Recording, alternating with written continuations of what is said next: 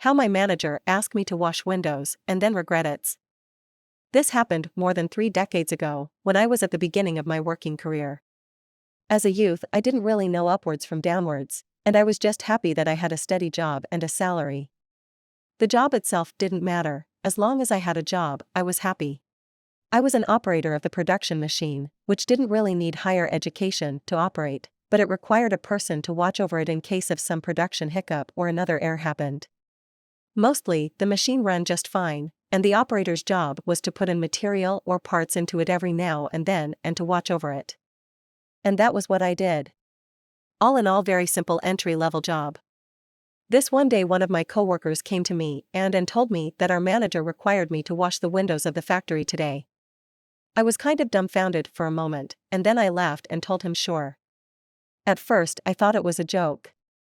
I told him that I have to watch over my own work here, so is he sure about this? He told me that yes, that's what he was told to tell me. Well, I didn't quite believe what I had heard, and next lunch break I went to look for the manager and asked if it was so. The manager told me that the windows are dirty and haven't been washed for years, so it's time to clean them. And that I should start right away. I was just, oh, okay. He was naturally being cheap since he didn't want to hire someone outsider to do it. And wanted to use me as a youngster to do the extra work. I went back to my work spot, thought a little what to do and where to start. Where to get the equipment, etc. Then I turned the machine I was operating off and began to work with windows. The factory, while it wasn't too large, it wasn't small either.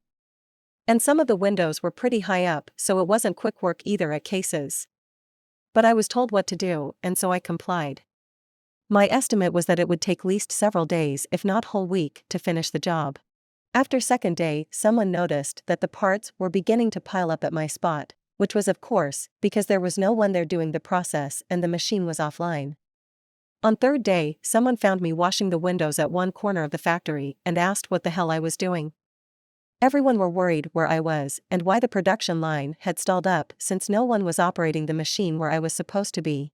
They practically pulled me back to the manager and told what had happened. I explained that I had been doing what I was told earlier, and I was about halfway done. And that I can't be in 2 places at once. There were other managers present as well, and they all turned to look at the one which had instructed me at first place. We workers were told to leave, and I was told to go to my original job and start up the machine ASAP. And that if I want, I can do as much overtime as I want until the production quota has been reached back. I believe they had some discussion among the managers behind the closed doors after we left. It took for a while, but I netted nice overtime bonus from that in the end. They also hired someone to wash rest of the windows as well. As soon as I turned the machine off, I thought, good lad, exactly as expected. Good on you. I thought you were just gonna leave it running and it would break down on its own with noon to fix it. But turning off outright was just juicy.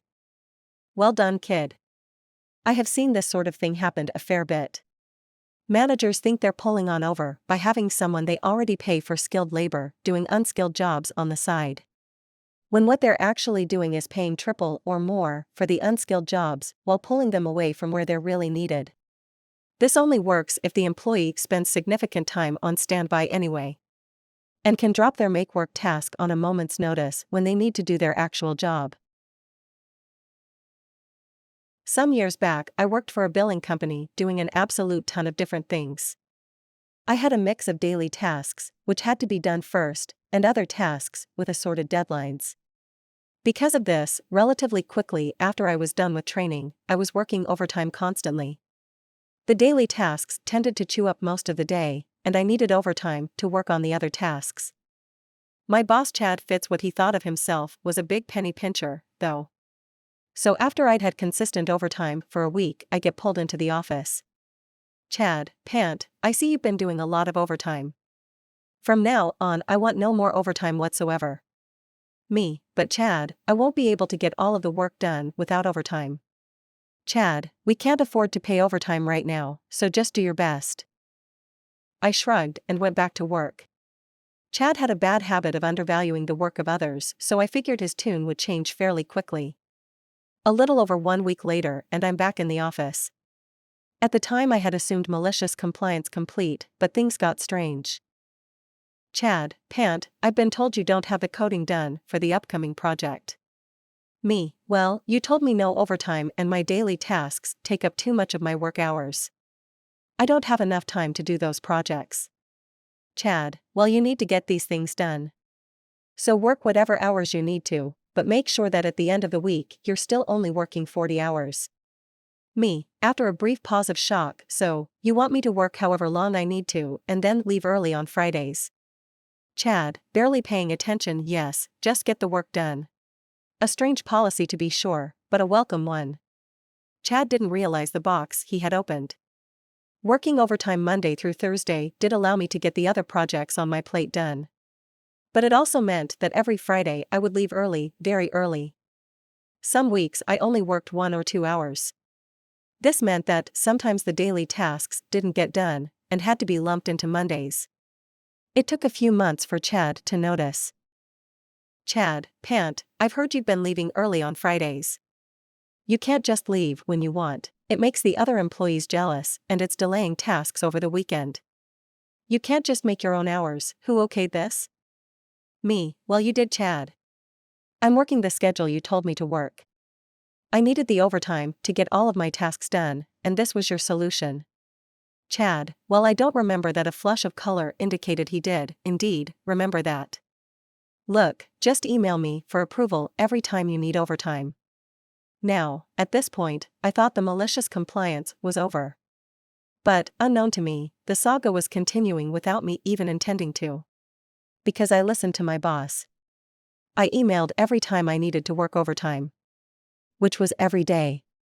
Like clockwork, I had an alarm. 1 hour before my shift ended, I would draft a fresh email with the fresh reason for that particular day and send it. I, foolishly, thought nothing was wrong. Chad approved every time, request fulfilled. But then a month later, back into the office. Chad, pant, I've decided that I can trust you to handle your own overtime. So you don't need to email me for approval anymore. Me, oh, well, thanks. I'll make a note of that. I was later told by the HR staff in charge of time sheets that Chad only told me that because he was sick of dealing with my emails every day. And that's the tale of how I got to, essentially, set my own schedule. As long as it was over 40 hours a week. I'm very happy to no longer be working for Chad. I'd give you 99 out of 10 that it was. What saved you was that he couldn't actually order you to do so. Because that would be illegal. All that he could do was imply it and hope that you fold. It's commonly seen tactic. And the usual counter, besides plain bright-faced misunderstanding, is alright, can I get that in writing? He just wanted you to work unpaid hours without coming out and saying that you should work unpaid hours. What a chode.